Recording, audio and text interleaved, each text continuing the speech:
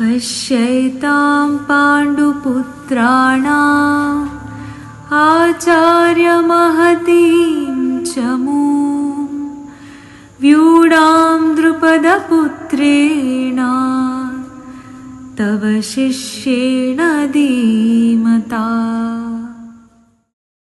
ಆಚಾರ್ಯರೇ, ನಿಮ್ಮ ಚತುರ ಶಿಷ್ಯನಾದ ದ್ರುಪದನ ಮಗನು ಕೌಶಲದಿಂದ ವ್ಯೂಹರೂಪವಾಗಿ ರಚಿಸಿರುವ ಈ ಪಾಂಡವ ಸೈನ್ಯವನ್ನು ನೋಡಿ ಎನ್ನುತ್ತಾನೆ ದುರ್ಯೋಧನ.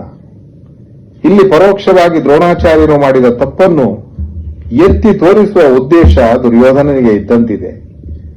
ಪಾಂಚಾಲದ ದ್ರುಪದರಾಜನ ಮಗಳಾದ ದ್ರೌಪದಿ ಪಾಂಡವರ ಪತ್ನಿ. ಒಂದೊಮ್ಮೆ ಸಹಪಾಠಿಗಳಾಗಿದ್ದ ದ್ರೋಣಾಚಾರ್ಯರಿಗೂ ದ್ರುಪದ ಮಹಾರಾಜನಿಗೂ ಒಂದು ರಾಜಕೀಯ ಕಲಹವಾಗಿ ದ್ರುಪದ ಸೋತು ಹೋಗಿದ್ದ.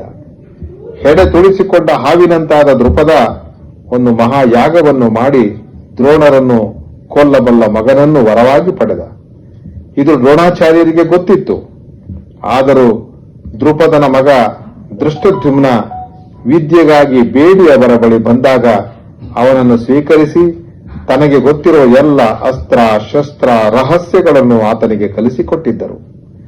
ಅದೇ ದೃಷ್ಟದ್ಯುಮ್ನ ಇಂದು ಪಾಂಡವರ ಸೇನಾಧಿಪತಿಯಾಗಿ ದ್ರೋಣಾಚಾರ್ಯರಿಂದ ಕಲಿತ ವಿದ್ಯೆಯ ಬಲದಿಂದಲೇ ಕುರುಕ್ಷೇತ್ರದ ಯುದ್ಧ ಭೂಮಿಯಲ್ಲಿ ಸೇನಾ ವ್ಯೂಹವನ್ನು ರಚನೆ ಮಾಡಿದ್ದ. ದ್ರೋಣರು ತನ್ನ ಶತ್ರುವಿಗೆ ಹೀಗೆ ವಿದ್ಯಾದಾನ ಮಾಡಿದ್ದು ದೊಡ್ಡ ತಪ್ಪು ಎಂಬ ಭಾವ ದುರ್ಯೋಧನನಲ್ಲಿದೆ. ತಾವು ಯುದ್ಧದಲ್ಲಿ ಬಿಗಿ ತಪ್ಪಬಾರದು ಎಂಬ ಪರೋಕ್ಷ ಸೂಚನೆಯೂ ಇಲ್ಲಿದೆ.